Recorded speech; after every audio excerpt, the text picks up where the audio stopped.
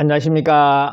반갑습니다. 10년 만에 찾아온 부실채권 투자의 한경기입니다. 지금 기회를 잡지 못하시면 후회할 것이라고 저는 반드시 경고합니다. 지금 부실채권이 정부에서 이 수협이나 새마을금고나 신협에 올 연말까지 부실채권을 정리하라고 특명이 내려왔어요. 그렇기 때문에 이 금융회사에서 부실채권을 매각하기 위해서 지금 안간힘을 쓰고 있습니다. 그래서 물건들이 엄청나게 많이 나오고 있어요. 그리고 수익도 옛날 같은 경우는 금고중앙회에서 부실채권을 모아가지고 유동화회사에서 매입을 하게 됩니다. 그래서 다시 또 이것을 대법법인한테 팔아넘기는 이런 절차를 거쳐가지고 수익을 다 나눠 갖는 이런 상황이었어요. 근데 지금 한시적으로 아마 올 연말까지가 안 되겠나 싶은데요. 금고나 수협에서 바로 이 대법법인한테 팔아넘기게 됩니다. 그래서 저희들도 이 글로리 대부를 만들어 가지고 열심히 새마을금고나 신협에 쫓아다니면서 부실채권을 확보하고 있어요. 그래서 이 물건을 확보해 가지고 지금 투자하고 있는데 좋은 물건들이 상당히 많이 나옵니다. 그래서 개인으로 투자하기도 하고요. 저는 또 학생분들하고 같이 공동으로 저도 같이 투자금을 넣습니다. 공동으로 투자해 가지고 수익을 올리는 이런 활동을 지금 열심히 하고 있어요. 관심 있는 분들 연락을 하시면 되겠습니다. 그리고 대구에 특히 새마을금고가 위험하다 하는데 어디가 위험한지 알고 저축을 하고 나가야 되겠습니다. 우리가 항상 위험은 도사리고 있어요. 내 재산을 다른 사람이 절대로 지켜주지 않는다. 저는 내 재산은 내가 지켜야 된다 하는 그런 투철한 사명감을 갖고 있습니다. 그리고 제자분들에게도 절대로 나한테 돈 맡기지 마라. 내가 맡겨가지고 결국 사기치게 되면 어떻게 되느냐.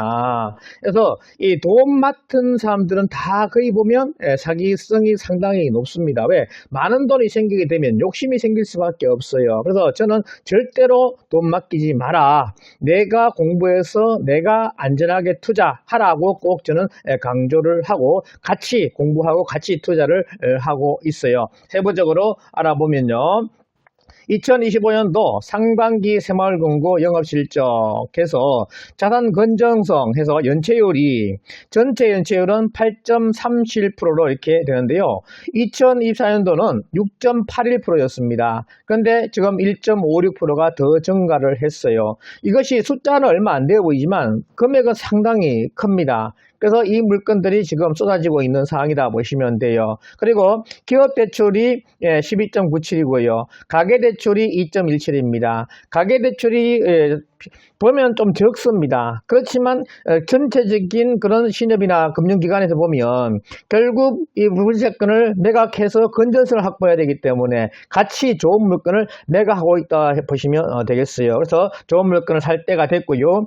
고정 이하 여신 비율에서 이것을 우리는 부실채권이라 합니다. 이 고정 추정 손실 해가지고 3개월 이상 연체가 됐다. 그러면 부실채권으로 분류가 돼요. 이것이 10.73% 결국 10개 중에 1개가 결국 부실화된 채권이라 보시면 되겠습니다. 2024년도보다도 1.48%가 상승하고 있다 보시면 되겠어요. 그래서 지금 상당히 물건들이 많이 나오고 있는 상황이다. 그리고 특히 새마을금고 4곳 중 1곳 부실위험, 대구에 최고 연체율 59% 되는 새마을금고가 있다는 겁니다. 그래서 대구지역 새마을금고 4곳 중 1곳은 금융당국의 부실채권 비율 근거치를 초과한 것으로 나타났다. 일부 금고의 경우 부실 비율, 연체율 최고치가 40에서 50%까지 넘어서며 금융 건전성 우려가 커지고 있다라고 하고요. 그리고 8일 국회 예산결산특별위원회 위원장 한병도 더불어민주당 위원이 행정안전부로부터 제출받은 새마을금고 경영지표 따르면 올해 상반기 기준 대구 지역 새마을금고 고정 여신 이하 비율은 11.77%라는 겁니다. 전국이 10.73이니까 전국보다 더 높다는 거예요. 특히 높은 곳이 전북입니다. 15.3%가 되고요. 그리고 부산이 13.45%로 상당히 높습니다. 그리고 경기가 11.95%로 세 번째예요. 그리고 네 번째 대구가 된다 보시면 되겠습니다. 그러나 대구, 경북은 결국 9.77% 평균보다 좀 낮다 보시면 됩니다. 그런데 적은 수치가 절대로 아니다. 그래서 전국적으로 지금 부실채권 물건이 상당히 많이 나오고 있는 그런 시점이다 보시면 돼요. 그래서 아까 말씀드렸듯이 10년 만에 찾아온 부실채권 투자의 황금기다 보시면 되겠습니다. 그래서 이 기회를 절대 놓치지 마라 말씀드리는 거예요. 또 대구 지역 새마을금고 연체액은 1조 2,981억 원으로 수도권 경기도 3조 8천억 원입니다.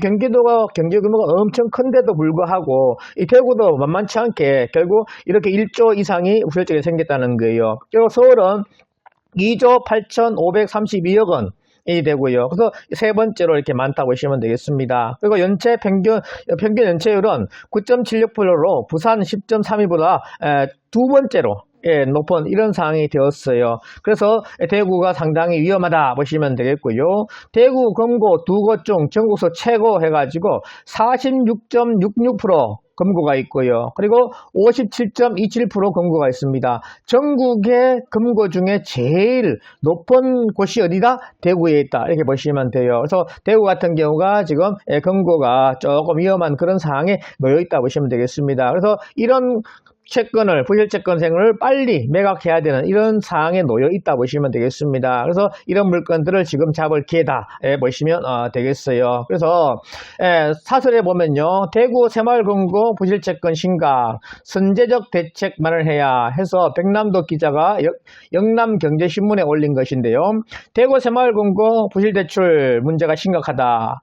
대구 지역 새마을금고 대부분이 부동산 PF 대출 등 부실 대출로 인해 멍들고 있다. 그래서 지금 PF 자금 때문에 상당히 문제가 됩니다. 그리고 새마을중앙회 상반기 실적 공시에 따르면 대구 지역 100개 새마을금고 직장 제외하여서 가운데 60%인 62개 새마을금고가 올해 상반기 적자를 기록했다는 겁니다. 100개 중에 62개니까 어마무시하죠. 반이 넘는 그런 상황이 됐다는 겁니다. 그리고 순손실 규모도 1,032억 원에 달하고 부실채권을 물려드는 고장 이하 예시는 1조 2,957억 원에 집계되었다는 겁니다. 그래서 1조 원이 넘는 이런 상황이 되었기 때문에 부실채권이 많이 나올 수밖에 없다는 거예요. 그리고 대출 총액이 14조 3,801억 원인데 9%가 결국 부실채권으로 되었다는 겁니다. 그래서 어마무시하게 지금 많이 부실채권이 되어서 나오고 있는 상황입니다. 그리고 대구 새마을금고 가운데 적자 규모가 큰 금고를 보면 에서 쭉 있으니까 참고해서 보셔가지고 선제적으로 대응해 나가시기를 바랍니다.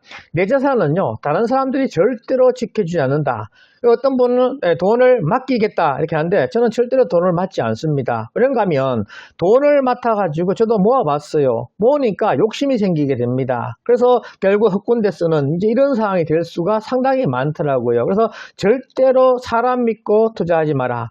내가 공부를 해서 내가 확인하고 내가 안전하게 투자를 해야 되지, 남들 믿고 하게 되면 거의 사기 당할 수밖에 없는 그런 상황이 됩니다. 그래서 돈은 절대로 맡기지 마라. 반드시 공부를 꼭 해서 내가 투자를 하라고 꼭 말씀을 드립니다. 저도 그렇게 실제로 하고 있어요. 그래서 현재 부실채권 NPL이 상당히 물건이 많이 나오고 있는데 금고나 신용이나 수요 외에 이 물건들을 다량 보유를 하고 있습니다. 그래서 이 물건들을 개인이나 공동으로 해서 계속 투자를 하고 있어요. 그래서 올해 한 10개 정도는 꼭 투자하자. 그래서 이 기회를 꼭 잡으려고 저도 열심히 달리고 있습니다. 함께 달리실 분들 연락처가 있으니까 010-4717-1538 있으니까 연락하셔가지고 함께 해 나갔으면 좋겠습니다. 목요일날 결국 학원에서 실전투자 중심으로 해서 이렇게 하고 있어요. 근데 결국 우리가 부실채권을 하기 위해서는 반드시 경매를 알아야 됩니다.